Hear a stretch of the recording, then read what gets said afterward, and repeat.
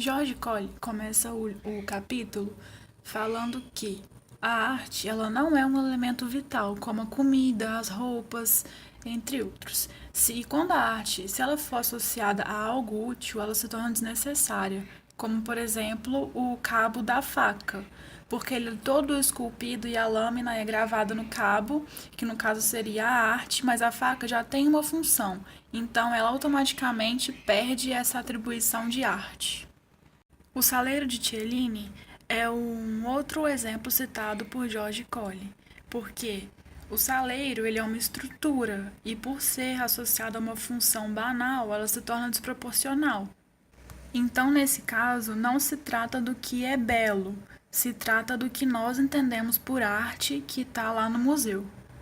Se a colher de pau da vovó tivesse dentro de um museu, a gente ia se sentir obrigado de ter algum sentimento, algumas sensações por ela, porque aí a gente já ia pensar na história por trás da colher, só pelo fato dela estar dentro do museu. Porém, ela perde a sua real função. O objeto artístico, ele se encontra atribuído a funções econômicas ou sociais, mas enquanto arte, ele ainda continua sendo supérfluo. Por exemplo, o crucifixo ele era um objeto de culto antes de ser arte. No crucifixo, a pessoa vê como se ele fosse um objeto unicamente utilitário, sem arte envolvida. E no outro caso, que seria a ópera, a pessoa vê como arte, mas sem saber o motivo pelo qual levou a ópera a ser arte. Então ela precisa ser conservada como arte, precisa de uma proteção em volta. Antigamente, a ópera tinha muito sucesso, mas depois da Grande Guerra, esse tipo de espetáculo perdeu a popularidade para o cinema. A gente poderia explicar isso como uma falta de interesse do público, mas hoje a ópera ressurge com popularidade, só que é uma popularidade diferente de antigamente. Ninguém vai à ópera com o intuito de divertir, diferente do cinema. O pessoal geralmente vai à ópera por ser mais cultural. Nesses dois registros, existem o supérfluo, que precisa de estímulos artificiais para sobreviver, e funções sociais e econômicas, que fornece à arte estímulos de uma outra maneira. O mercado da arte nem sempre existiu. Existiram comerciantes de objetos artísticos e quadros, mas isso era secundário. O que dominava era a relação direta com quem encomendava a obra e o pintor. Este podia pertencer ao círculo de uma corte nobre ou real, por exemplo. Lebrun era pintor de Luís XV. Não eram apenas os reis e os papas que encomendavam aos grandes pintores. A nobreza, seja ela pequena ou grande, província ou não, forneciam muito trabalho a pintores menores. E muitas das vezes, a produção das obras elas já eram associadas a algum sistema de distribuição e vendas. Como assim? No ateliê, o pintor importante mesmo, dirigia a execução dos quadros e deixava as partes mais simples para alguns auxiliares, e ele se encarregava então da promoção e dos compradores. A aparição do marchand é tardia. George Collier lembra o nome de Paul Duranville, um francês que ele era marchand dos impressionistas.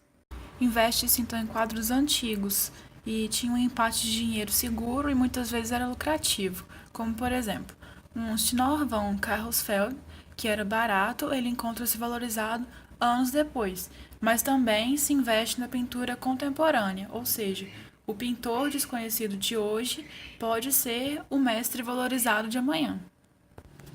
A morte de um pintor provoca a rarefação da oferta, então tendo como consequência o aumento do preço de seus quadros, ou seja, compra-se hoje barato a obra cara de amanhã.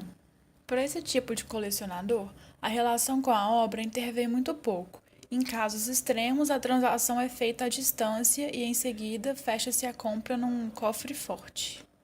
O quadro, então, deixa de ser uma arte para se tornar mais uma convenção financeira.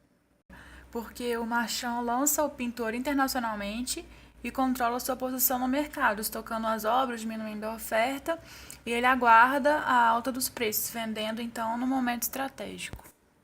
No caso de um pintor morto, a valorização podia efetuar através do sistema de autenticação, O Marchand, ele compra um quadro não assinado, que poderia ser, por exemplo, de Utrilo, e aí ele vai tentar obter de uma autoridade competente, que poderia ser especialistas, peritos ou até alguém da família, o reconhecimento oficial de que a tela realmente era dele, para o seu preço poder aumentar consideravelmente. Só que com isso aumentava muito a falsificação. Muitos marchands que eram realmente apaixonados pela pintura, eles confiaram então em artistas desconhecidos e incompreendidos e os ajudavam a se impor diante do público.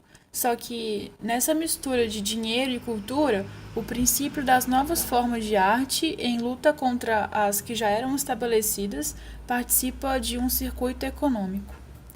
As vanguardas artísticas, então, tiveram que lutar contra as forças reacionárias da cultura para poder se impor, e a grande luta, né, a primeira, foi a dos impressionistas, que eles haviam mostrado que eles tinham razão e que era burrice, entre aspas, ir contra a cultura à qual eles se opuseram. Aí, assumindo como um valor positivo a revolta e os inovadores, o público, a crítica, né, aderem mais a eles e aí começa um fenômeno de recuperação, entre aspas também, das vanguardas. Daí, o Centro das Artes Georges Pompidou, em Paris, abriga todas as novas formas de experimentação em arte, que é a consagração solene das vanguardas. E a primeira das grandes exposições desse centro foi em homenagem a Duchamp, e meio século depois dos seus escândalos, o anti-artista, anti-museu, anti-cultura Duchamp, ele é reconhecido como o patrono das revoltas e vanguardas.